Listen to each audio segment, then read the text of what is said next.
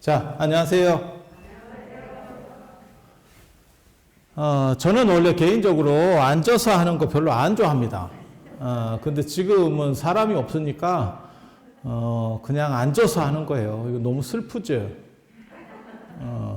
그리고 예전에, 그거 기억나세요? 제가 명당 7군데 뭐 이렇게 얘기하다가, 그거 몇 달 전에 지금 그쳤는데.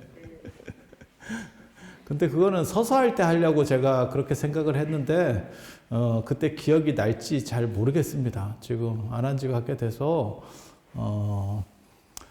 자, 오늘은 관세음 보살에 대한 이야기를 한번 해볼까 싶어요. 이, 오대산이 여러분 전에 제가 그런 말씀 해드렸었는데, 이게 문수보살 체인점이거든요. 문수보살 체인점. 그래서 본점이 중국 산서성 오대산이고, 우리가 1호점입니다. 1호점. 1호점. 2호점이 일본의 고치현에 있어요. 일본의 고치현의 2호점. 그리고 3호점이, 중국에서 서북 쪽에 있는, 예전에는 그게 서하라는 독립왕국이었었어요. 그래서 하련산이라고 하는데, 있었고, 그래서 거기 오대산, 이렇게 해서 오대산이 총 4군데, 이렇게 나타나게 돼요. 근데, 이런 체인점이 문수보살님보다 더 많은 게 사실은 관세음보살이에요. 관세음보살 체인점이 사실은 갑입니다. 전각만 놓고 보면 지장보살이 절에서 제일 많고요. 지장보살이 제일 많고, 그 다음에 체인점으로만 놓고 보면 관세음보살이 제일 많고, 이렇게 보시면 돼요. 그래서 관세음보살, 지장보살이 투톱 체제다, 이렇게 보시면 되죠. 그래서 절 달력에 이렇게 보시면 관음제일, 지장제일 이렇게 있잖아요. 그죠? 초하루 보름 있는 것도 있고, 그 다음에 거기에 추가로 하면 관음제일, 지장제일 이렇게. 그래서 절이 좀 이제 크면 그 4개를 다 하는 절도 있고, 어떤 절은 그 중에서 이제 선택적으로 뭐 2개를 하는 절도 있고, 뭐 이렇게 하잖아요. 그죠? 절에 안 다녀보는 사람이구나. 여러분들은 참 초지일관해요. 이런 모습은 어디서도 볼 수 없는, 참 이게 언젠가는 성공할 거야. 뭔 얘기를 해도 이렇게 묵묵부답으로 너는 짓거려라, 나는 딴 생각을 하겠다, 뭐 이런 태도 있잖아요. 참 놀라운, 대단한 거예요. 이게 지금 철야기도에 와서 이런 태도를 취한다는 게 보통 대단한 게 아닌데, 아무튼 뭐 그렇다 치고, 그래서 지장보살님 같은 경우는 한 절에도 전각이 여러 군데가 있어요. 큰 절은. 그래서 보통 지장전, 뭐 명주전 이런 데가 지장보살이 이제 중심이 돼서 들어가는 전각이고, 그 다음에 또 한 군데가 시왕전, 명주전이 있고 명부전이 있어요. 명주전은 구슬. 그래서 지장보살이 손에 들고 있는 그 구슬을 강조할 때는 명주전. 그 다음에 명부전 하면 이제 여러분하고 그렇게 멀지 않은 게 명부전. 이렇게. 그리고 명부전에서 이제 시왕이 이렇게 심판하고 이러면 시왕전. 이렇게. 그래서 한 절에 전각이 2개가 있는 경우는 석가모니 부처님하고 관련된 경우들이 있고요. 그거는 뭐 석가모니 부처님이 원래 뭐 본존이니까. 그래서 석가모니 부처님이 모시는 데는 대웅전이라고 하고, 그 다음에 이제 석가모니 부처님 중심이 아니고 나한들을 중심으로 모실 때가 있어요. 그래서 이제 뭐 16나한을 모신다거나 그러면 나한전, 영산전 이러는데 가보면 가운데 석가모니 부처님이 계세요. 이렇게. 그래서 그거는 이제 제자들이 이렇게 모셔진 데고, 그 다음에 어떤 절에는 저 법주사 팔상전 같은 데 보면, 보은 법주사, 거기 가보면 팔상전이라고 해서 부처님의 생애와 관련된 그러한, 그렇게 모셔놓은 데도 있어요. 그래서 부처님은, 뭐 석가모니 부처님은 워낙 비중이 크니까 이렇게 한 절에서도 여러 번 나오실 수 있는 거고, 관련자들과 관련해서, 그래서 제자들하고 관련해서도 나오고, 생애랑 관련해서도 나오고, 그 다음에 이제 메인, 대웅전에서, 메인 법당에서도 나오고, 이렇게 되는 거죠. 그 외에, 한 절에서 2군데가 나오는 거는, 산신. 산신이 삼성각에 나오고 그 다음에 산신각이나 산령각에 나옵니다. 그렇게 나오는 경우가 있고, 그거는 예전에 호랑이가 너무 많아가지고 스님들이 이제 호랑이 잡아 먹혀서 그래요. 그래서 이제 C급 해가지고 그리고 스님들만 문제가 아니고 이제 신도들도 문제가 있는 거죠. 신도들도 이제 호랑이 나타나면 뭐 신도가 오겠어요? 호랑이 오는데 이거는 진짜 비밀인데 이거 진짜 이거 가르쳐줘도 될지 내가 모르겠다. 이런 거 함부로 얘기하면 안 되는데 이게 여기 오대산에 오면 5대가 있으니까 오대산이잖아요. 그죠? 그리고 그 각각 5대에다가 5대사가 있어요. 5군데 거기서는 이제 결사라는 사로 씁니다. 절사자를 쓰는 게 아니고 결사할 때 사자를 써요. 그래서 동대 관음암, 남대 지장암, 서대 수정암, 북대 미르감, 이렇게 중앙에 이제 중대 사자암 뭐 이렇게 있잖아요. 그죠? 그런데 남대 지장암이 겁나 가깝게 있지 않아요? 그런 생각 안 해보셨어요? 아니 월정사에서 자빠지면 배꼽 닿잖아요. 아니 그렇지 않아요? 아니 지장암을 몰라요? 요 길 건너가면 지장암이에요. 뒷문으로 나가가지고 길 건너면 지장암이에요. 그래서 아니 그렇게 5대에 있으면 산봉우리 5개 있으면 다 떨어져 있어야 되는데 연꽃처럼 이렇게 펴있딱 하는 거거든요. 근데 하나가 이렇게 찌부러져 있으면 그거 어떡합니까? 라고 할 수 있는데 그게 옮겨져서 그래요. 절이 사실은 원 자리가 아니고 옮겨진 자리입니다. 왜 옮겼는지 아세요? 호랑이 때문에. 호랑이 때문에 절단이 났어요. 그래서 이제 무서워서 사람이 못 사는 거죠. 그래서 옮긴 거예요. 그래서 원 남대 지장암터는 다른 데 있어요. 멀리 있습니다. 그래서 호랑이 이런 것들이 옛날 얘기가 아니다. 그 정도 생각하시면 되고, 그 다음에 지장부살 모신 정각도 많은 이유는 조선 후기가 되면 절에서 천도제라든지 안 그러면 49제라든지 이런 걸 많이 했어요.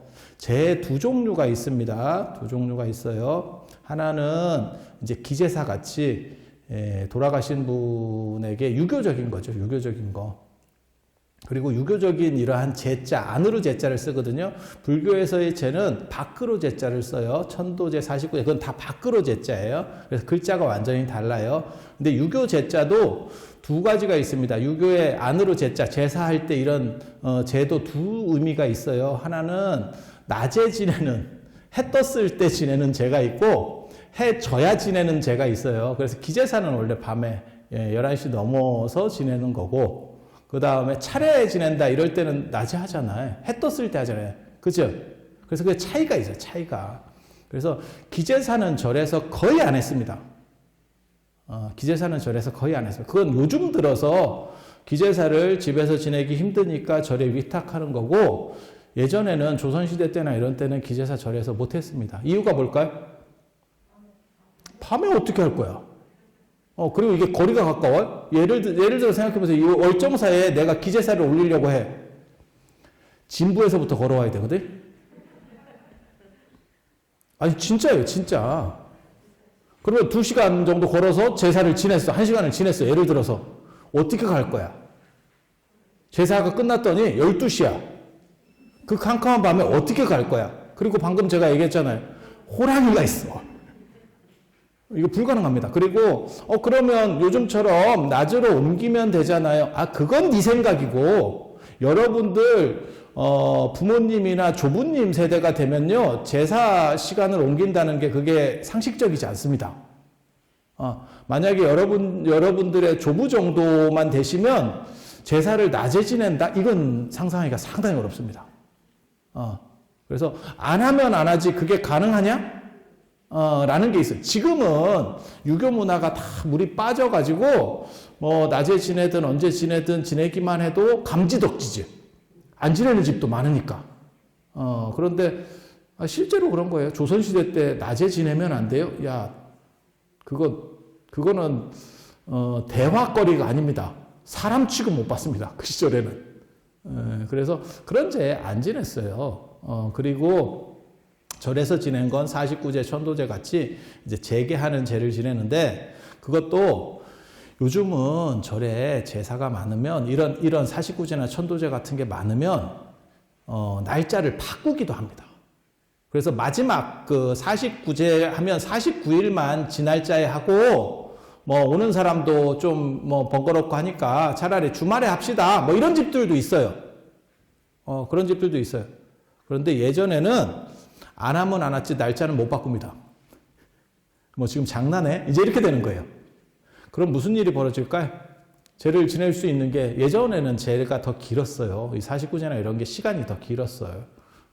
지금은 간소화된 거고요. 그래서 하루 종일 해야 몇 개 못 합니다. 몇 개 못 하거든요. 그리고 제를 합동으로 지낸다. 이거는 있을 수도 없는 일입니다. 지금 진짜 말 같지도 않은 행동이에요. 어디 제를 합동으로 지내요? 예전에는 불공도 합동으로 안 했어요. 불공도 독불공이에요. 어디 합동으로 제를 지내? 뭐 지금 장난해? 그렇게. 지금 뭐 차례나 추석이나 이런 거는 관계가 없어요. 설이나 추석이나 이런 거는 원래 합동으로 하는 거고, 그런 거는 예외지만 일반 뭐 49제를 뭐 합동으로 해요. 아니, 그건 뭐 있을 수도 없는 일입니다. 그건 너무 비상식적인 얘기라서 거론할 가치도 없어요. 그런 식으로 합동으로 합시다. 그럼 조선시대 사람들은 그럼 안 합니다. 다른 절에 가겠습니다. 이렇게 했겠지. 그래서 한 정각에서 받을 수 있는 제 숫자가 정해져 있어요. 몇 건 못해, 하루에. 그런데 그게 조선 후기가 되면 유교가 이렇게 계속 예학 같은 걸 중시하면서 그런 제 49제나 이런 수요들이 점점 늘어나거든요. 그러면 어떤 일이 벌어질까요? 그게 이제 그거죠. 허니 버터칩이 되느냐, 꼬꼬면이 되느냐. 뭔 뜻인지 아시겠어요? 갑자기 이게 잘 팔려. 잘 팔렸을 때 공장을 증설할까? 라고 했다가 망한 게 꼬꼬면이에요. 꼬꼬면 아세요? 예전에 그 이경규가 만들어서 라면 팔아먹었는데 그때 처음에 잘 팔려가지고 공장을 증설했더니 증설한 뒤부터 안 팔린대. 허니버터칩 같은 경우는 잘 팔리죠. 그래서 그 판단을 하는 거예요. 그래서 제 지내는 정각은 절에도 큰 절은 몇 군데가 있는 겁니다. 그렇게 해서 여러 군데를 동시에 돌리는 거죠. 이해가 되시죠? 그러면 건물값을 뽑는 거죠. 이런 게 재밌어요. 그래서 하고 있어. 가고 있어. 간다, 가, 지금. 그 똑같은데, 그 예전에 자유당 때 예전에 그 국회의원. 그거 보면, 한마디도 안 하고 있다가 그분이 아주 유명한 얘기 해가지고 유행했었잖아요. 밥 먹고 합시다. 비슷해.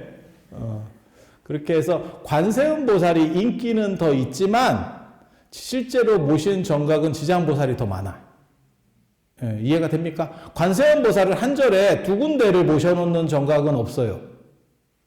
정각이 없어.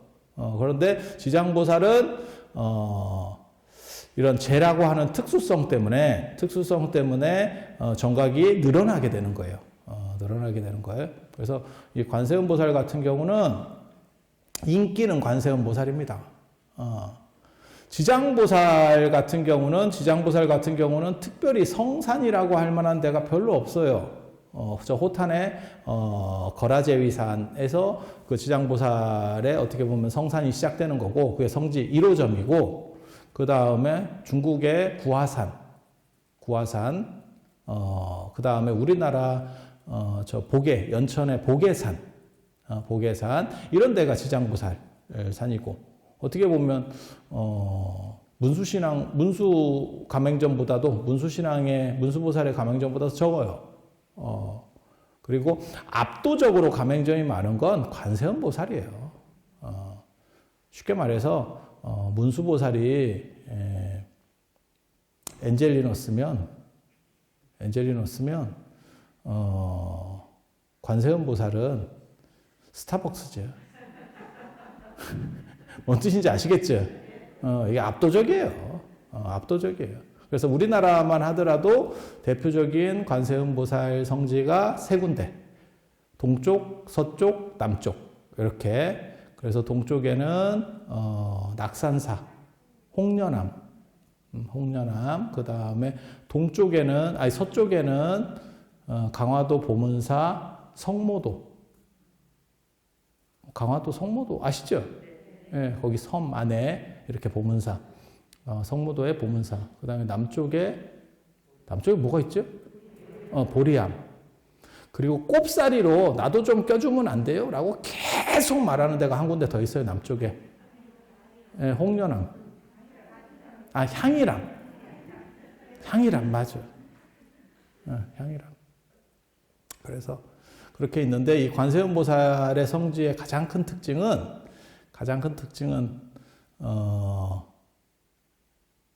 섬에 있거나 바다를 보고 있는 산에 있거나 이렇게. 그래서 보문사나 강화도 보문사나 정확하게는 성모도 보문사예요. 그 보문사나 남해 보리함은 섬에 있고 지금은 이제 뭐 다리로 연결되어 있어서 그런데 섬에 있는 거고, 그 다음에 낙산사 홍련함은 바다를 보고 있는 실제로는 산이라고 하면 되죠. 예, 그렇게 그거는 경전에 두 종류가 다 나와요. 그게 그래서 어느 게 맞는 건지 정확하게는 잘 모르겠어요. 그런데 원래 본점이 인도에 있거든요. 인도의 보타라카산을 저도 못 가봤습니다. 우리 같은 사람이 못 가봤다는 게 뭘 의미하는지 아세요? 중국에도 보타라카산이 있는데 보타산, 낙가산 그렇게 해서 실제로 둘 다 섬에 있어요. 섬에 있어요. 그런데 인도가 본점이거든요. 인도가 본점. 근데 인도 같은 경우는 섬은 아닌 것 같아요. 기록상으로 봤을 때는. 저도 못 가봤는데 가볼 수가 없어요. 어딘지 모릅니다. 근데 가봤다 하는 사람의 기록이 있어. 예전에 그게 사라지기 전에. 그게 현장 스님이거든요. 그래서 현장 스님은 거기를 가보고 기록을 남겼어요. 그래서 보타라카산에 가보고 산 정상에 뭐 관세음보살이 나타난다 하더라 뭐 이런 얘기를 적어놨어요. 그래서 그러한 그쪽이 어딘지 대충은 압니다. 지도상으로 봤을 때 대충은 아는데 정확하게 그걸 이제 뭐 발굴해낸 상황이 아니어서 알 수는 없어요. 그런 정도. 그래서 관세음보살과 뭐가 관련이 있냐면 원래는 바다하고 관련이 있어요. 바다. 그래서 관세음보살이 어떻게 보면 해상 실크로드가 발전하면서 이게 떡상하는 게 관세음보살입니다. 관세음보살 주가가 막 엄청나게 올라가거든요. 지금 테슬라 주가처럼 이렇게 막 벽을 타고 올라가요. 벽을 타고 암벽 등반하듯이 올라가는데 근데 이 관세음보살이 그거 아세요 혹시? 이번에 서울시장에 오세훈 시장 되셨잖아요. 저는 그분이 참 대단하다 이런 생각을 하거든요. 참 대단하다. 아니 정치적인 얘기를 하는 건 아니에요. 그냥 가십거리로 얘기하는 거니까 딱 그 정도로만 들어주세요. 저 오세훈 시장을 보면 제가 기억을 잘 못할 수도 있어요. 그러니까 뭐 그냥 그러려나고 들으세요. 그 어른이 인기가 있어서 처음에 시장이 될 때 저는 그렇게 기억하거든요. 아침 방송 같은 데 나와가지고 훈남 변호사였어. 그리고 인물도 좋아. 근데 사람이 다정다감해. 그래서 보살님들한테 인기가 되게 많았어요. 그래서 인기로 시장이 됐어. 그 인기로. 그걸 2번이나 했었잖아요. 그리고 이번에는 뭐 대진운이 좋아가지고 또 이렇게 쉽게 되고 뭐 이렇게 하니까 이거 대단한 거예요. 근데 왜 그런 부분이 있냐면 유교에는 남성들이 지금 여러분 자녀분들 남자애들은 거기서 아들일 수도 있고 뭐 사위일 수도 있고 다 다정다감해야 돼요. 잘못 나대다가 이제 이혼 당합니다. 근데 여러분 세대만 하더라도 그게 남자들이 별로 그렇게 친절하지 않아요. 그게 유교 문화의 어떻게 보면 특징이거든요. 그러한 흐름 속에서 이렇게 좀 부드럽고 다정다감하고 게다가 변호사니까 머리도 좋고 인물도 좋고 이런 사람이 탁 걸리니까 그 인기가 좋아지는 거거든요. 그런 비슷한 현상이 어디서도 있었냐면 일본에서도 있었어요. 그게 연사마예요. 배용준 예전에 배용준이 일본에서 인기가 있었던 것도 내나 비슷한 그런 거예요. 잘생겼는데 다정다감하기까지 해. 그거 쉽지 않지. 그러고 보면 무조건 인물이 있었지. 다 필요 없어. 인물이 있었지. 뭐 남자 여자는 다 그런 것 같아요. 요번에 그거 아세요? 필립공이 돌아가셨잖아요. 그 영국 여왕의 그러니까 부군 남편이지. 나중에는 왕자가 됐어요. 그분이 왕자가 됐는데 아무튼 뭐 왕자 위치까지 올라갔는데 그분이 돌아가셨는데 그분 젊었을 때 사진 보면 진짜 잘생겼어요. 그래서 영국 여왕이 딱 한 번 보고 눈이 돌아갔다는 그런 얘기가 있어요. 그래서 나 저 남자 이렇게 됐다는 거거든요. 그러고 보면 참 이게 얼굴은 왕실까지도 정복하는 거예요. 뭐 왕보다도 위대한 게 얼굴이야. 참. 그래서 불교도 마찬가지예요. 불교도 이게 소승불교, 그러니까 부파불교라고 하는데 이 소승불교는 좀 까칠합니다. 나도 그렇게 오세훈 시장 같이 이렇게 다정다감한 이미지면 내가 이렇게 안 살 건데 우리 약간 까칠한 이미지. 그래서 소승불교는 약간 까칠해. 까칠하고 개인주의적이고. 근데 사람이 능력자면 그냥 개인적으로 살아도 돼요. 굳이 뭐 같이 안 해도 되잖아요. 그런데 약간 떨어지는 분들은 누군가 좀 보살펴줬으면 하는 생각들이 다 있는 거예요. 사람 마음 한구석에는 그런 게 다 있어요. 그렇게 해서 대두되는 게 보살입니다. 그리고 그 중에서 오지랖이 제일 넓은 게 관세음 보살이에요. 그래서 이름부터가 관심보살이잖아. 사람들은 관심이 굉장히 많아요. 그래서 이렇게 관심보살이 되는 거고 그걸 반영하는 게 천수천안이에요. 내가 안 빼놓고 전부 다 너네의 문제를 해결해 줄게. 이렇게. 그래서 대승불교가 되면 이 보살신앙이라고 하는 게 새롭게 일어납니다. 새롭게 일어나요. 그래서 좀 더 다정다감, 그러니까 자력으로 공부 잘하는 사람한테 너 공부 어떻게 하냐? 그러면 열심히. 그 제일 짜증나는 거 그런 거 있잖아요. 이제 수능 같은 거 만점 맞은 놈이 인터뷰하면 교과서 중심으로 했어요. 나는 교과서 안 봤냐? 너만 교과서 봤냐? 뭐 그런 놈들 있잖아요. 저도 예전에 그런 사람 있었어요. 어떻게 공부하냐 이렇게 물어보면 그냥 대충 해도 된대. 그래 그렇게 말하면서 실제로 대충 해. 그런데 나중에 성적은 겁나 잘 나와. 이런 놈들이 있어요. 짜증 지대로지. 넌 밤길을 조심해라. 뭐 이런 거지. 쭉 들어가도 안 되는데. 그래서 이렇게 열심히 하는 사람은 약간 이렇게 부족한 사람들 마음을 잘 몰라요. 그래서 요즘 나타나는 현상 중에 하나가 뭐냐면 예전에는 뭐 직업을 폄하하는 건 아니고 예전에는 80년대나 90년대 초반까지 초등학교 선생님 대회가 편했어요. 상대적으로 굉장히 편했는데 지금은 교대 가는 게 너무 힘들고 서울교대 같은 경우는 서울대 언간학과보다 세기 때문에 애들이 공부를 잘하는 애들이 초등학교 선생님이 되는 거예요. 그래서 떨어지는 애들의 심정을 모른대요.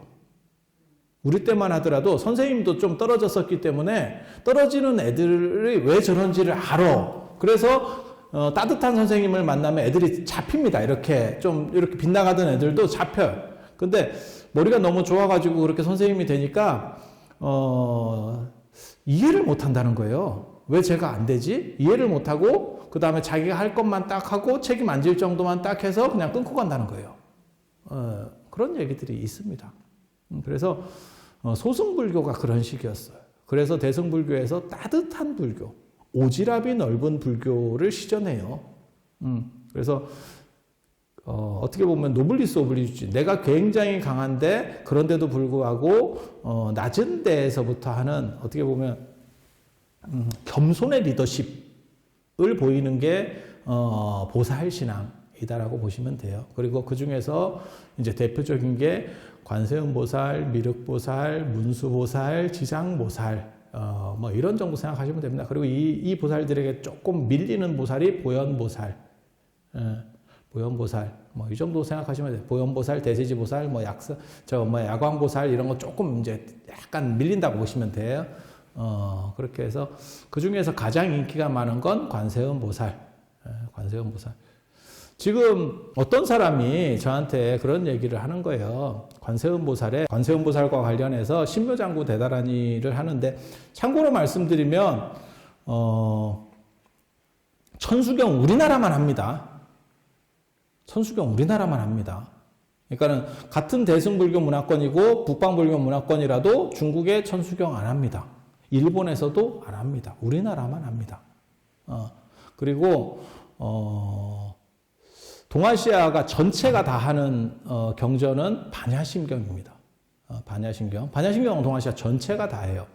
반야심경을 내가 퍼뜨리겠다라고 원력을 내셨던 분은 중국 불교에서 어떻게 보면 가장 천재라고 할 수 있는 현장법사입니다. 서유기에 나오는 그 현장법사, 그분이 머리가 굉장히 좋은 분이고 중국 불교 전 역사를 통틀어서 살아서 신격화된 유일한 인물이 현장법사예요.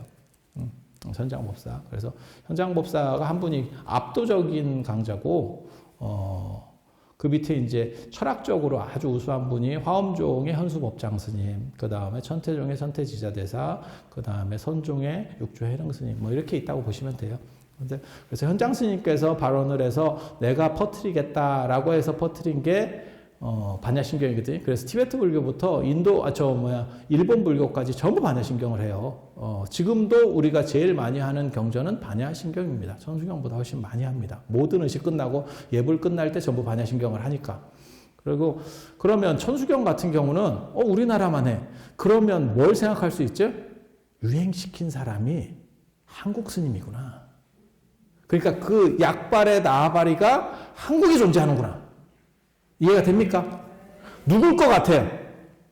한번 찍어봐. 신기가 있나? 영험한가 한번 봅시다. 여러분들이 과연 영험할까? 의상대사예요. 의상대사.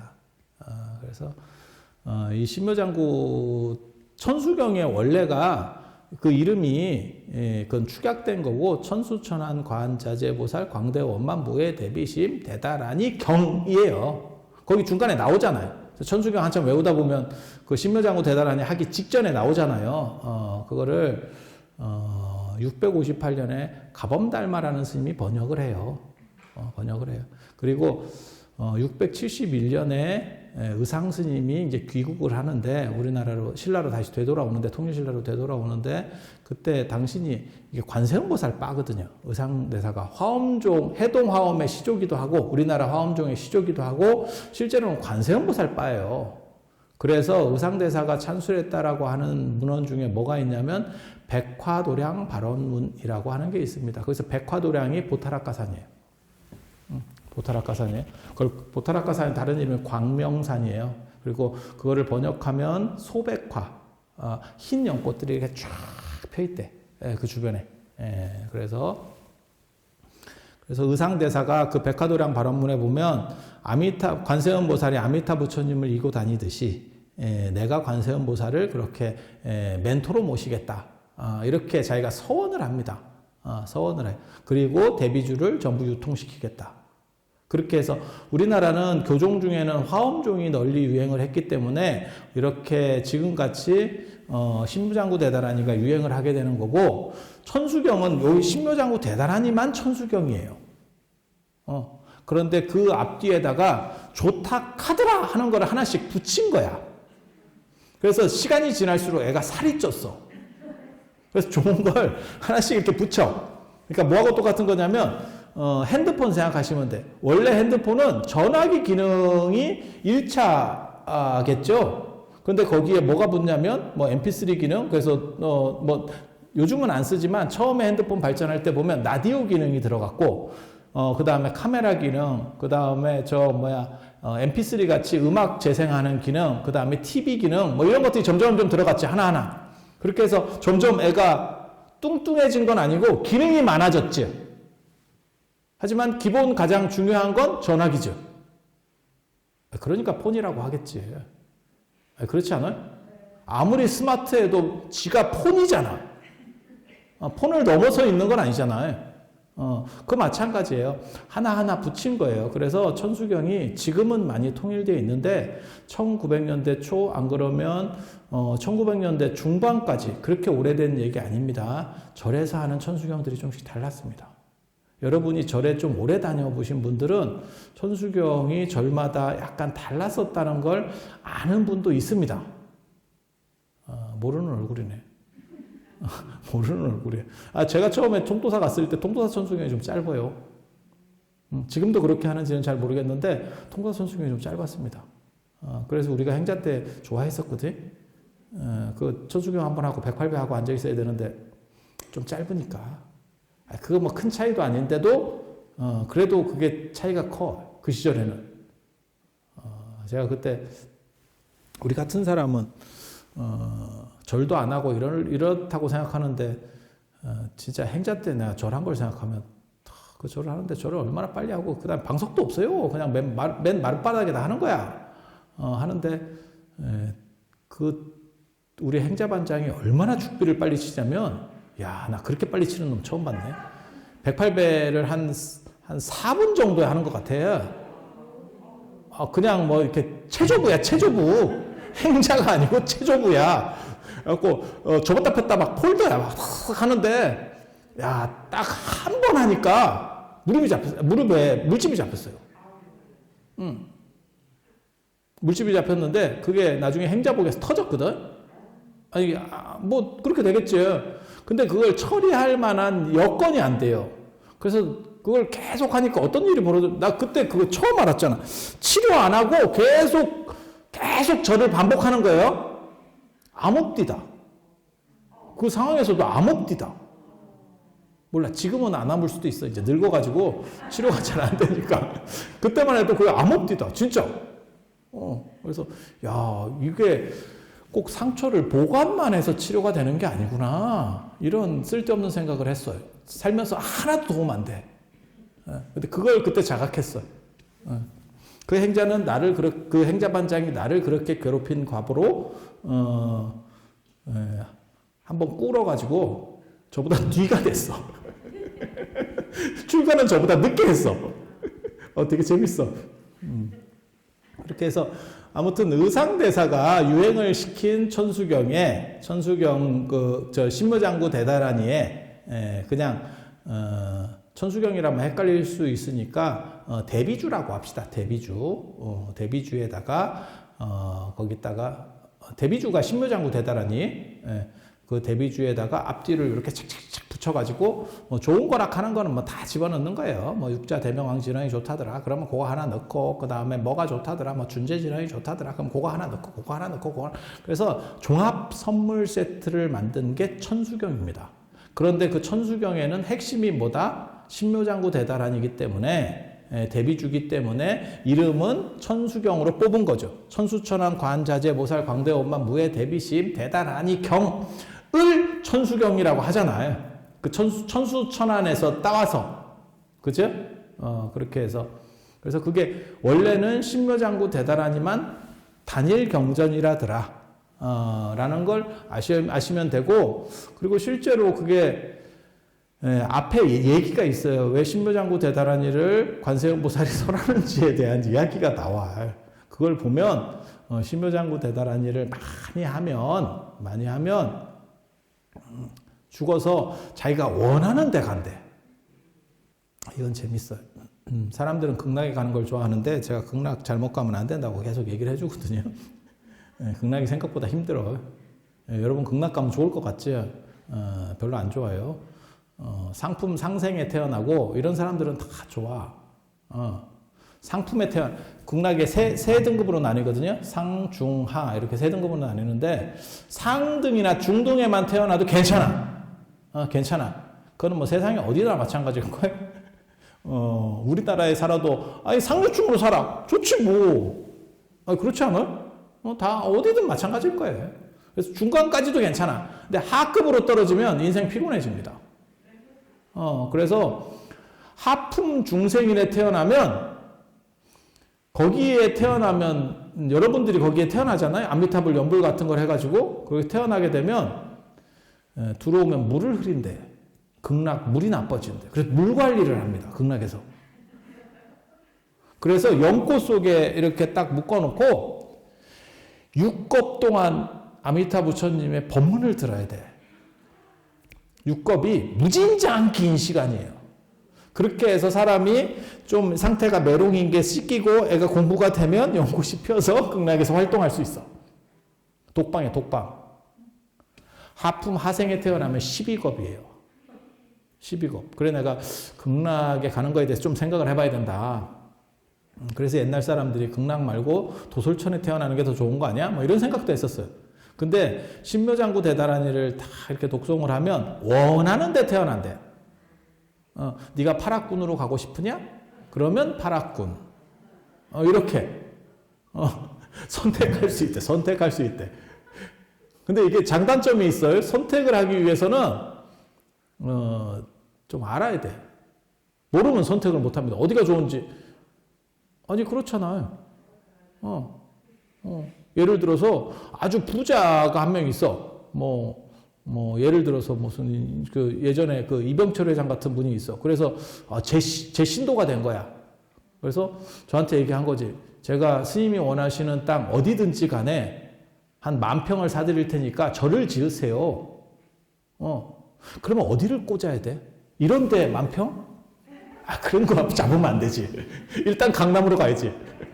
강남부터 알아봐야지. 강남 3구부터 알아본다.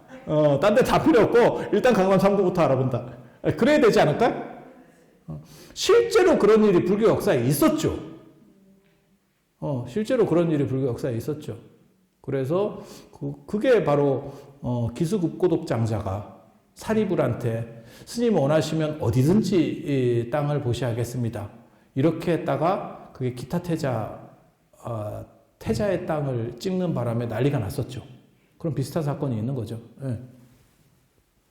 그래서 어디든지 갈 수 있도록 해준다라고 해도 그게 이제 좀 내용을 알아야 돼요. 그래서 어디가 좋은지 한 10,000평 제가 사드릴게요. 이랬더니 이런 평창군의 땅을 원하고 이러면 여기 10,000평이 서울 한 평도 안 될걸? 서울에 송곳 꽂을 땅이면 여기 10,000평 살 수도 있을 거다. 뭐 시절이 그런 거니까요. 그래서 잘 알아야지. 기본을 알아야지. 그래서 어디로 가야겠다. 이런 생각들을 해야 돼. 그 한 가지가 있고 또 대표적인 게 뭐가 있냐면 이 대비주를 자세히 이렇게 많이 독송을 하면 모든 소원을 이룰 수 있대. 자기가 원하는 게 다 이루어져야 된대. 그래서 죽을 때 자기가 원하는 대로 가지 못하고 그 다음에 살았을 때 자기가 원하는 소원을 이룰 수 없으면 내가 붙다가 안 되겠습니다. 이렇게 서원을 세워요. 그래서 관세음 보살과 관련해서 이 대비주를 외우면 신묘장구 대다라니를 외우면 그 두 가지가 된대. 그게 어떻게 보면 사람이 가장 원하는 두 가지예요. 살았을 때 네 원하는 거, 죽어서 네 원하는 거. 그렇지 않아? 그거 말고 또 있어요?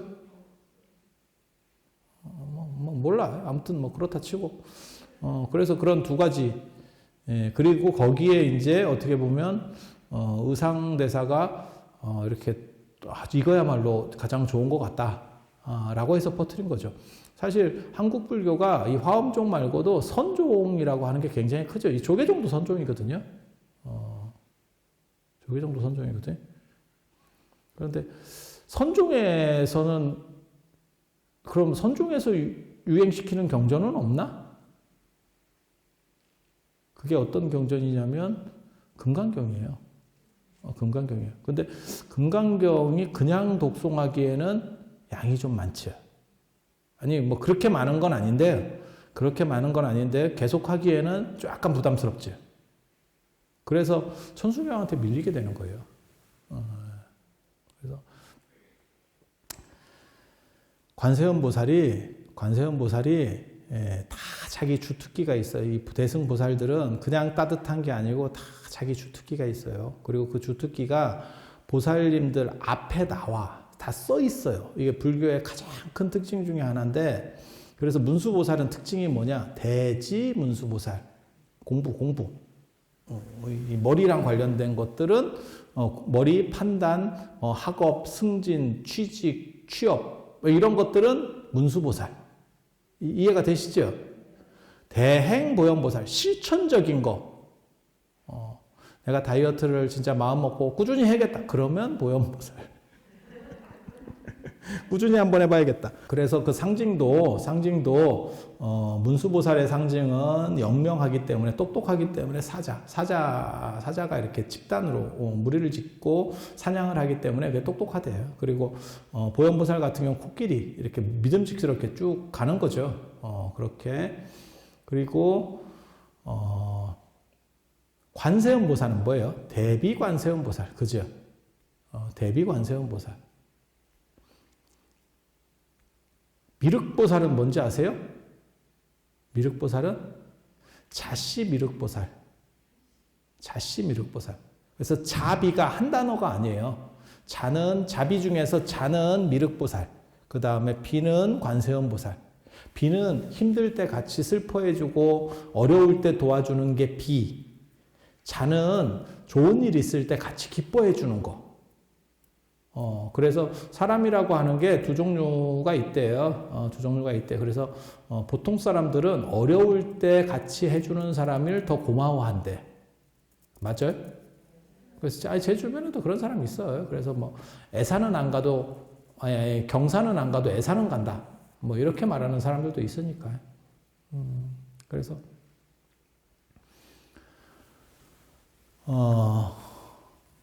관세음보살 같은 경우는 이제 남이 힘든 거, 여러분들이 힘든 일이 있을 때 그것을 잘 도와주는 보살이고, 그것도 그 사람이 원하는 맞춤형 서비스를 한다는 거예요. 그게 이제 두 종류로 나옵니다. 하나는 법화경에 관세음보살 보문품에 보면 33가지 모습으로 나타난다. 그래서 33응신이라고 하는 거고, 또 다른 한 종류는 수능엄경이라는 경전이 있어요. 능엄경이라고 하는 경전인데, 거기에 보면 이근원통장에 32응신에 대한 얘기가 나와요. 그래서 그렇게 사람들이 원하는 모습으로 나타나서 모든 문제들을 해결해 준다. 그게 이제 관세음보살이라고 보시면 돼요. 그리고 제가 전에 뭔 얘기를 들었냐면, 실제로 저거 있는데, 관세음보살 보문품을, 예전에 관세음보살 보문품을 이렇게 작게 컨닝페이퍼 같이 만들어서 갖고 다니는 게 있어요. 병품 같이 손가락 이렇게 한 2마디 정도? 이렇게 작게 해서 진짜 미니 책으로 만들어서 가지고 다니는 게 있거든요. 그거를, 추사 김정일가 제주도 유배갈 때 갖고 갔었어요. 그게 지금도 남아있어요. 그래서 당신이 위험할 때 그 관세음보살 보문품을 이렇게 해서 똑똑똑똑 하면서 읽고 있는 거야. 이렇게 책 넘겨가면서. 그래서 여러분들도 신묘장구 대다라니도 하시고 그런 것도 할 필요성이 있어요. 제가 이렇게 보면 이게 기도에서 가장 중요한 게 절실해야 되는 거고 그리고 간절해야 돼요. 간절해야 돼요. 그래야 집중이 되는 거거든요. 그게 한 가지가 있고, 누가 저한테 그 얘기를 하더라고요. 신묘장구 대다라니를 이제 못 알아듣는 거야. 그런데 어떤 사람이 뭐라고 얘기를 하냐면 그게 힌두교 얘기가 많이 있다더라. 그런 얘기 들어보셨어요, 혹시? 못 들어봤으면 뭐 됐고요. 대체로 들어본 게 별로 없습니다. 이게 가본 것도 별로 없고 들어본 것도 별로 없고 참 편하게 사셨어. 인생 편해. 궁금하지 않나요? 근데 신묘장구 대다라니 이렇게 하고 있으면 이게 뭔 소린가 궁금하지 않아요? 근데 저가 살아보면 되게 재밌는 게 사람들이 의외로 안 궁금해합니다. 저는 이런 거를 할 때마다 사실은 어렸을 때부터 되게 궁금했었어요. 그래서 반야신경 하면 반야신경이 뭔 소린고, 뭐 천수경을 하면 천수경이 뭔 소린고, 그 다음에 뭐 부처님이 뭐 어쩌다더라 하면 저게 뭔 소린고, 이렇게 궁금해 하는데 보통 사람들 잘 안 궁금해 하더라고요. 그래서 이 세상에는 두 종류의 지식이 있어요. 하나는 굳이 배우지 않더라도 많이 하게 되면 알 수 있는 게 한 가지 있어요. 그거는 익숙하기만 하면 알아요. 그 대표적인 게 언어입니다. 언어. 한국말은 굳이 순서대로 안 배워도 오래 한국에 살면 다 돼. 이게 한국말만 되는 게 아니고 뭐 인도말도 되고 뭐 프랑스 말도 되고 다 돼요. 거기 가서 굴르기만 하면, 오래만 굴르면. 그리고 또 한 가지는 아무리 오래 살아도 내용을 모르면 몰라요. 근데 또 누가 그런 식으로 약을 팔더라고요. 뭐 시무장구로 대단한 일을 뭐 오래 하고 뭐 그런 걸 오래 진언을 오래 하면 뜻이 저절로 들어온대. 말 같지도 않은 소리입니다. 그건 불가능한 얘기입니다. 그건 불가능한 얘기입니다. 그래서 그런 거는 안 돼요. 제가 그래서 그런 얘기 하는데, 제사를 100년을 지내도 내용을 배우지 않으면 모르는 겁니다. 제사상 그런 걸 보고 옛날 사람들이 뭐라고 얘기했냐면, 옛날 전등록 같은 데서 뭐라고 나오냐면, 숟가락하고 국자는 평생 음식을 대한대. 숟가락하고 음식은, 국자는. 근데 음식 맛을 모른대. 예. 그러니까 오랫동안 있다 그래서 되는 게 아니에요. 이해가 되죠? 그래도 옛날에는 나무 국자 쓰면 음식 맛을 조금은 알 것 같아. 근데 요즘같이 스텐 국자를 쓰면 진짜 모를 것 같아. 그래서 많이 한다고 절대 뜻이 통하는 건 아니에요. 그러면 왜 번역을 안 해놨습니까? 번역을 해놓으면 되지. 번역을 하는 게 있고 안 하는 게 있어요. 두 종류의 가르침이 있어요. 그러니까 이치적으로 내용을 설명해줘서 이건 이렇게 하는 거야 라고 이렇게 설명이 될 수 있는 게 있고, 그런 거는 경전이에요. 그냥 일반적인 경전. 그리고 진언보다 큰 걸 다란이라 그래요. 더 짧은 걸 주라고 합니다. 주. 짧은 건 주. 그 다음에 어느 정도 중간 정도는 진언. 그리고 아주 긴 걸 다란이라 그래요. 다란이는 그 말 자체에 에너지가 있어요. 그래서 그렇게 반복만 하면 그 에너지를 만들어낼 수 있다는 거예요. 그 에너지를 만든다는 거지 뜻을 안다는 건 아닙니다. 뭐하고 똑같은 거냐면 내가 몸이 아파서 병원에 갔더니 의사가 이러이러한 약을 처방을 해줬어. 그럼 우리가 약국에 가서 약을 사잖아요. 그걸 먹으면 몸이 나서. 하지만 우리가 약 성분을 알아? 그 약을 내가 안 끊고 뭐 혈압약처럼 예를 들어서 30년을 먹었어. 30년을 먹으면 그 약 성분을 알아? 몰라. 그러면 효과가 안 나? 효과는 나. 그래서 모르고 먹어도 괜찮아서 그냥 일단 설명하면 힘들어지는 상황이면 그냥 일단 먹여. 아니, 부처님도 그런 얘기가 있어요. 중화암경 전유경에 보면 어떤 사람이 독화살을 맞았어. 독화살을 맞았대. 그래서 사람이 죽게 된 거야. 그래서 갤거리고 있으니까, 야, 너 이거 독화살을 빼야 되지 않냐? 이렇게 얘기했대. 그랬더니 그 사람이 뭐라고 그러냐면, 누가 나에게 이런 화를 쐈고, 그 다음에 어디서 쐈고, 이 독의 성분이 뭐고, 이런 걸 알아야 나는 빼겠어. 이렇게 얘기했대. 그러면 그 사이에 독이 퍼져서 죽는데, 일단 째고 뽑고 시작해야 된다는 거예요. 그래서 먼저 진언을 하라고 하는 거고, 그 다음에 내용은 선택적이에요. 그리고 여러분들은 그게 이제 내용을 알려고 하면 머리가 아프기 때문에 선택하는 사람이 없어. 뭐하고 똑같은 거냐면, 쌍화탕을 평생을 먹어도, 바카스를 평생을 먹어도, 바카스 성분을 알려고 안 해. 어떤 미친놈이 바카스 성분을 알려고 하겠어요. 아니, 그렇지 않아요? 그렇게 생각하시면 돼요. 그런데 여러분들은 시절이 좋아. 그게 여러분들만 그런 게 아니고 스님들도 마찬가지예요. 스님들도 내용을 다 모릅니다. 내용 모릅니다. 그리고 내용이 모르면 효과가 안 나는 거 아닙니까? 아니야. 쌍화탕 성분 몰라도 먹으면 돼. 네. 그래서 진언은 반복하면서 효과가 나는 거예요. 그래서 누가 많이 했냐로 결정이 돼.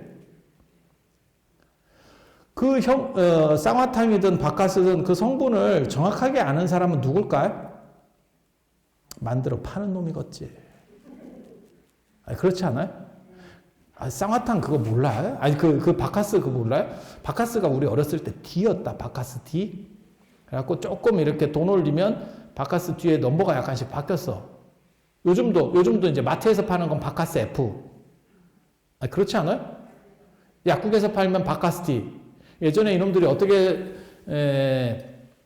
광고를 했냐면, 뭐라고 광고했냐면, 나 그 기억난다. 바카스가 독점적으로 잘 팔아먹고 있다가 그때 뭐가 나왔냐면 비타500이 나왔어요. 그래서 이제 그 비타민 음료가 막 이렇게 시장을 점령하니까 잠식해 들어오니까 그건 일반 편의점이나 뭐 마트나 이런 다 팔았거든. 비타500은. 그랬더니 바카스에서 뭐라고 선전했냐면 진짜 피로회복제는 약국에 있습니다. 이랬다고. 그러더니 저그들도 어느 순간에 마트로 나왔더라고. 야, 씨, 피로회복제 약국에 있다며. 너 뭔데 나왔어? 그거 똑같은 거예요. 그래서 그 성분을, 그 내용을 아는 사람은 그걸 조절해서 사람들이 입맛이 달라지고 예를 들어서 매출이 떨어져. 그러면 거기에 이제 더 맞춰가지고 뭐 성분을 넣고 어쩌고저쩌고 조율을 해가지고 또 최상의 맛을 만들어내야 될 거 아니에요. 잘 팔리는 시장 점유율이 높은 맛을. 그런 사람만 알아. 그런 사람이 누군 줄 알아? 저예요. 나 그 말 하려고 그 말 하려고. 여러분들은 아니 그런 거 하지 마. 여러분들은 복용자.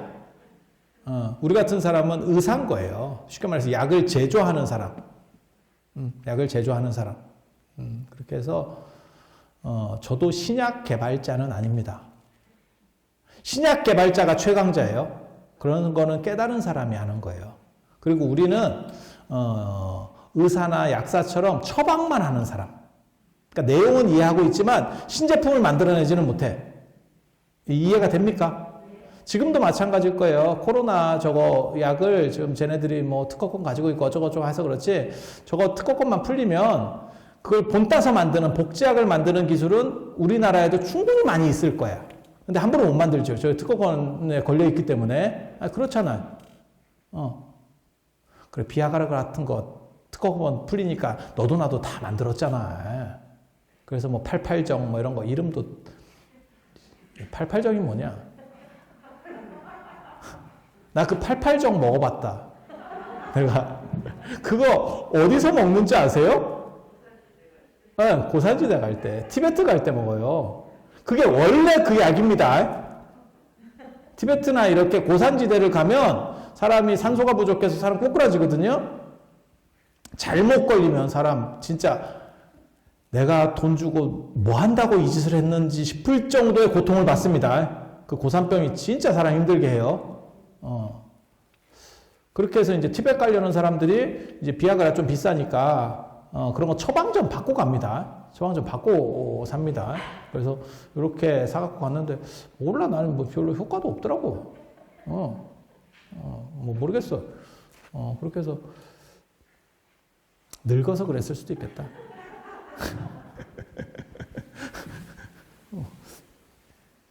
그래서 그런 복제약 만드는 정도가 우리의 기술, 그러니까 그걸 분석해내는 기술이 우리한테 있는 거다라고 생각하시면 되고, 이걸 만들어내는 사람들은 깨달은 사람이 만들어내는 거예요. 그래서 불보살님들이 만들어내는 거고, 우리는 그 내용을 일부를 가르쳐 줄 수 있는 거지. 그리고 사람이라고 하는 게 다 유행이 있어요. 그 유행 패턴이라는 게 있거든. 그래서 특히 인도 문화가 되게 재밌는 게, 인도는 다 그렇게 해. 부처님이 유행하니까 힌두교에서 어떻게 했는지 알아요? 부처님을 힌두교 신에, 힌두교에 3명의 신이 굉장히 강렬한 신이 있어요. 그게 브라흐만, 불교에서는 범천이라고 합니다. 그 다음에 비슈누, 이걸 자제천이라고 하고, 그 다음에 쉬바, 이걸 마헤수라천이라고 하는데, 요 셋이 이제 인도에서 강한데, 이 비슈누 신이 유행할 때 부처님을 비슈누 신의 화신으로 넣었어. 그냥 편입시켜. 인도는 되게 재밌어요. 그러니까 아니 이게 이것과 이거 완전히 다른데, 그거는 비슈누 신이 워낙 대단해서 부처님으로 변신한 거래. 야씨, 그런 게 어딨어? 야, 뭐 지금 장난해? 인도는 예수도 신의 변신이라고 얘기를 해요. 자기네 신이 변한 게 예수라 그래요. 되게 재밌어. 그게 인도 문화예요. 그거를 불교가, 그러니까 우리가 지금 듣기로는 야, 그게 무슨 뭐 장난해 너네? 이런 생각밖에 안 들거든요. 근데 그게 인도 문화에서는 먹힙니다. 인도 문화에서 그게 먹혀요. 그럼 말도 안 되는 게, 문화권마다 다 특징이 있어요. 사람들 사고방식에 특징이 있다니까요. 그래서 그게 먹혀요. 그렇게 해서 이제 먹히다 보니까 불교 쪽에서 이게 좀 안 되겠는 거야. 그래서 무슨 조치를 취하냐면 너네가 최고로 대단하다고 생각하는 그 신이 실제로는 관세음 보살이 변신한 거야. 이런 얘기를 해.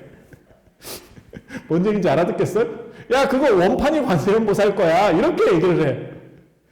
그런 식의 스토리가 나오는 게 신묘장구 대단한 신묘장구 대단한. 그래서 관세음 보살이야말로 너네가 믿고 있는, 그러니까 요즘으로 얘기하면 기독교랑 비교를 하면 그런 거예요.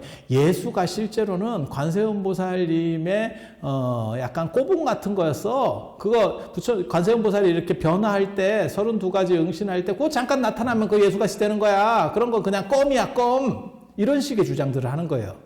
그리고 그러한 내용이 신묘장구 대단한이에 남아 있어요.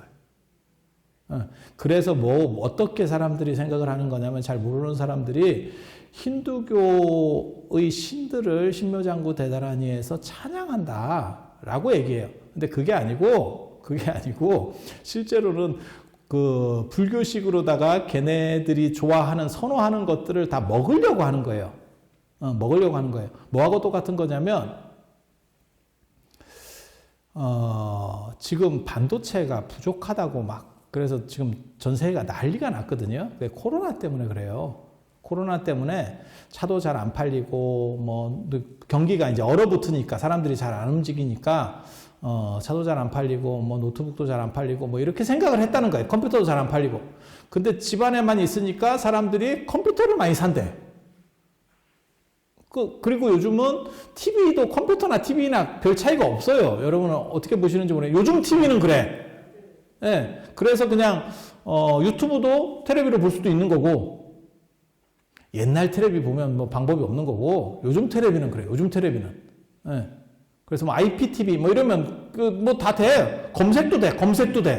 네이버도 돼. 텔레비에서.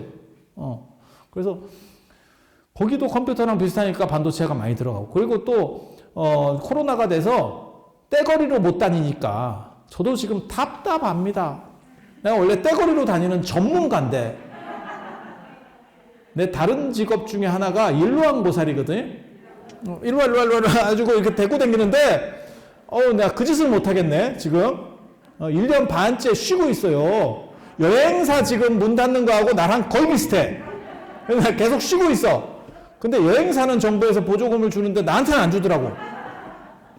그래서 내가 계속 쉬고 있는데 그런데 아이러니하게도 떼거리로 못 다니니까 이렇게 소규모로 그래서 차가 더 많이 팔린대요.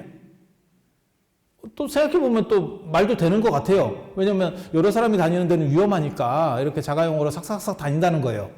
그래서 차가 더 팔린대. 그리고 떼거리로 다니면서 이렇게 소모할 수 있는 돈이 저축이 된 거잖아요. 세이브가 되니까 그냥 차나 바꿀까? 이렇게. 그러니까 여행을 다녔으면 하루에 뭐 1년에 뭐 쉽게 말해 서너 번 다녔으면 그게 뭐 몇백만 원이 세이브가 된 거야. 그래서 그걸로 뭐 하지? 이렇게 사람들이 생각을 한다는 거예요. 그러다 보니까 이런 전자제품이나 취미나 이런 것들 관련된 것들이 막 이렇게 팔리게 되고 그렇게 됐다는 거예요. 그래서 반도체가 부족하대.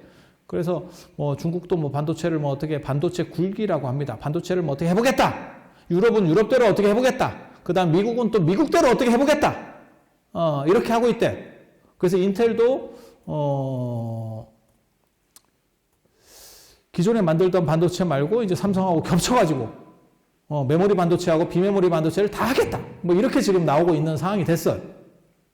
이해가 되는데 그러면 후발주자가 중국같이 좀 이렇게 떨어지는 나라가 반도체를 가지고 성공하려면 어떻게 하면 될까? 돈을 계속 많이 쏟아부어서 개발하면 되죠. 그렇지 않을까? 근데 그게 쉽지가 않거든. 돈을 갖다 집어넣어도 기술이 하루아침에 되는 게 아니에요. 뭐하고 똑같은 거냐면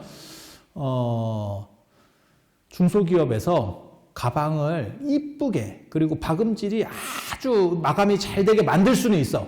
그렇다고 그걸 우리가 명품으로 인정해 주지 않아요. 뭔 뜻인지 아시겠죠?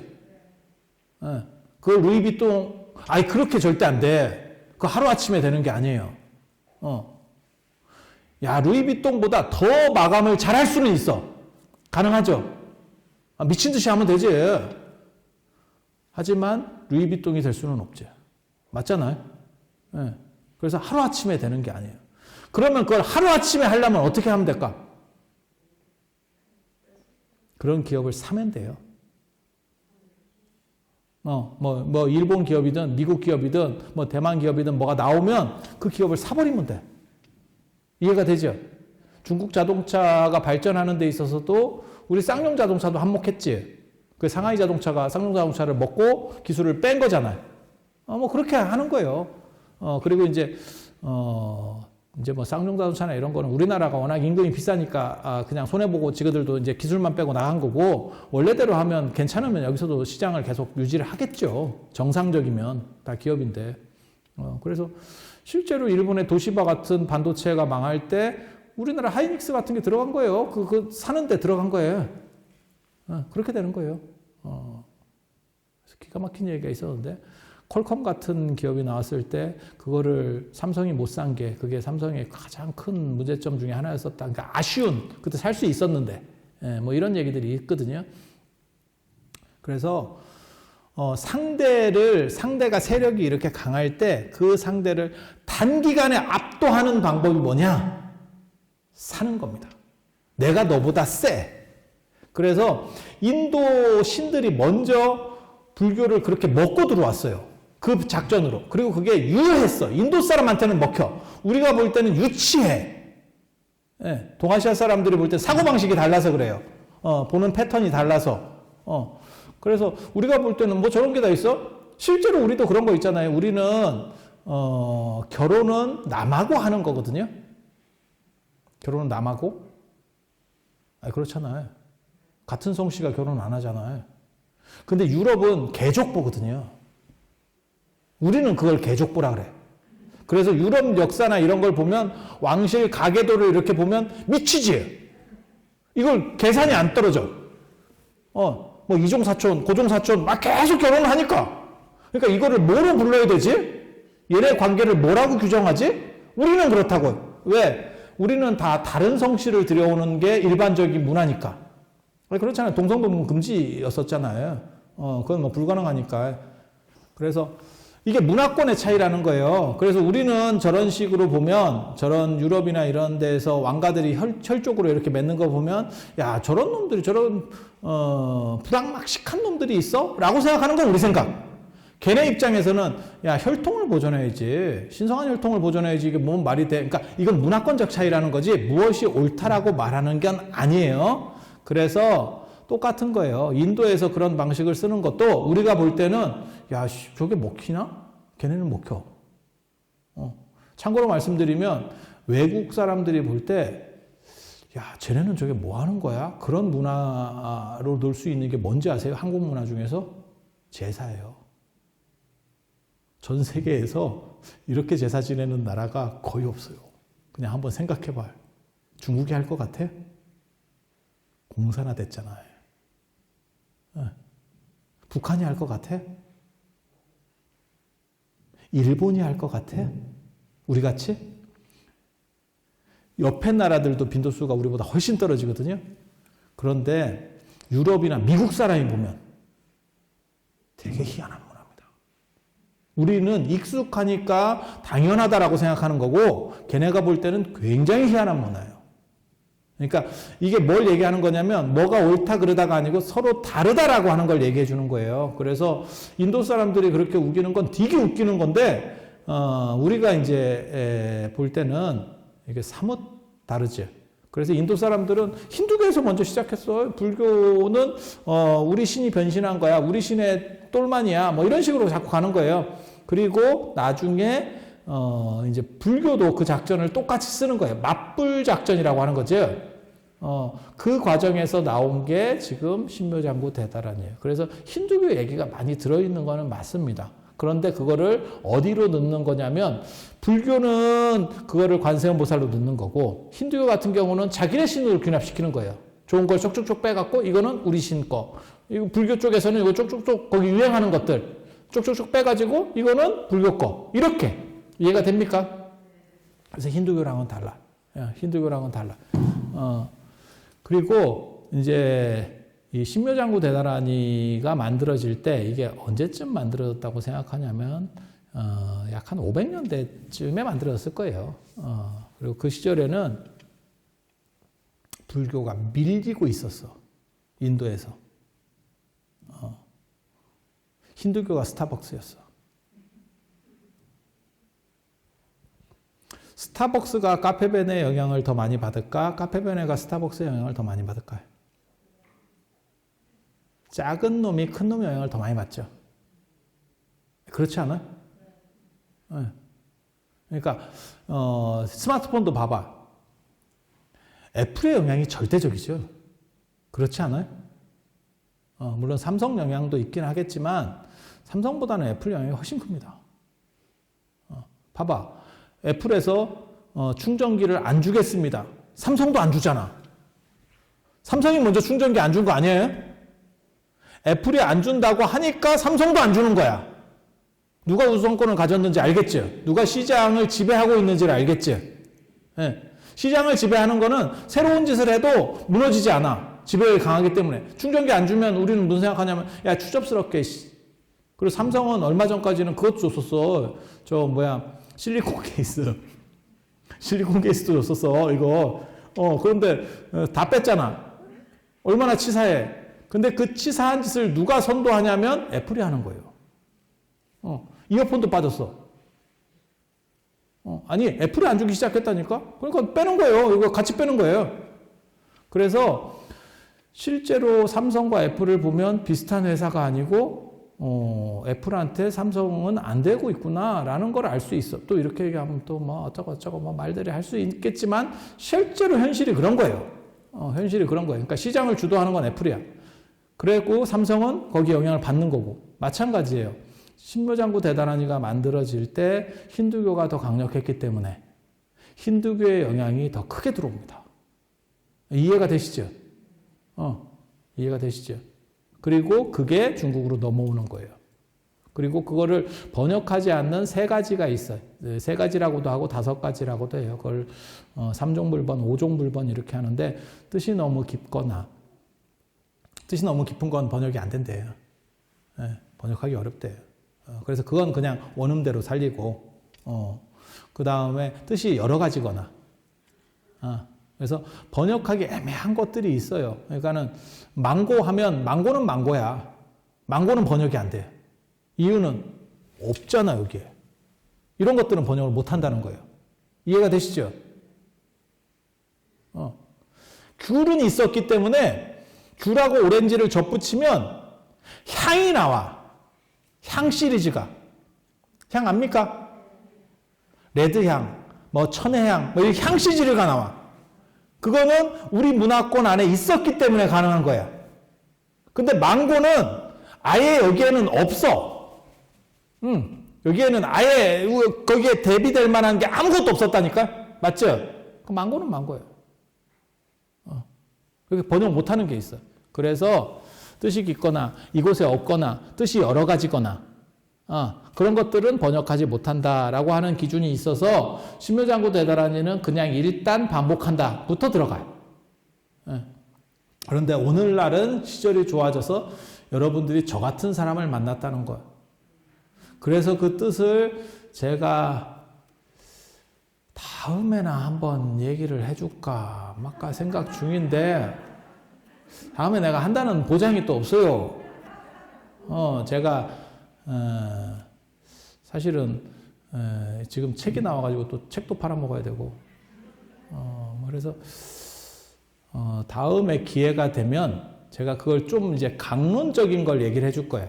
근데 오늘은 개론적인 거고 개론적인 게 듣기가 편합니다. 강론으로 들어갈수록 다 어려워요. 어려워.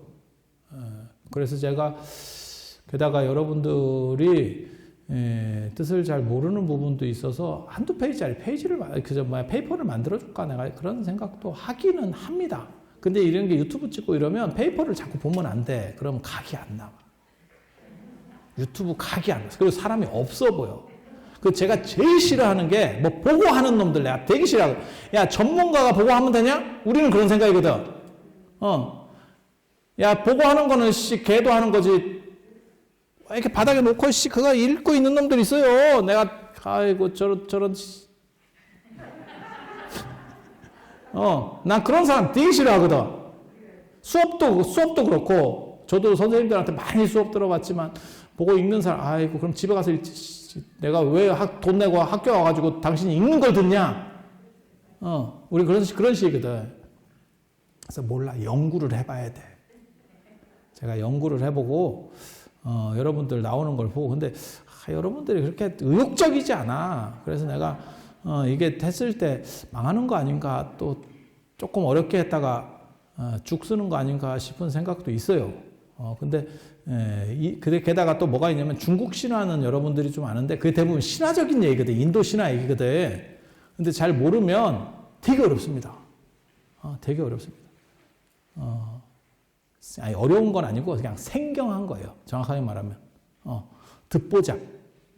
전혀 못 들어본 얘기라서 사람이 언제가 제일 이렇게 똘망똘망하고 재밌냐면 제가 늘상 하는 얘기, 책을 읽을 때도 그렇고 이야기를 들을 때도 그렇고 내가 한 70%는 알아듣고 있어야 돼. 그래야 재밌어.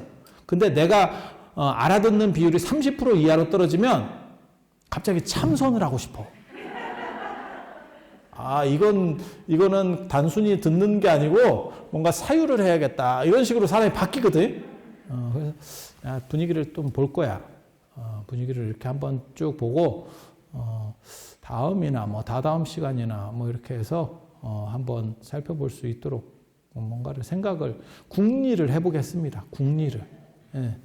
그래서 오늘은 아직 안 끝났어. 예.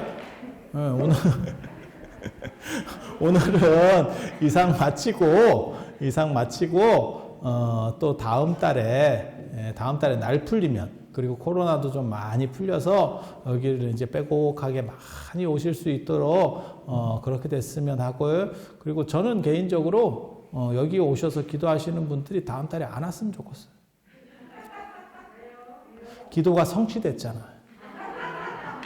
네.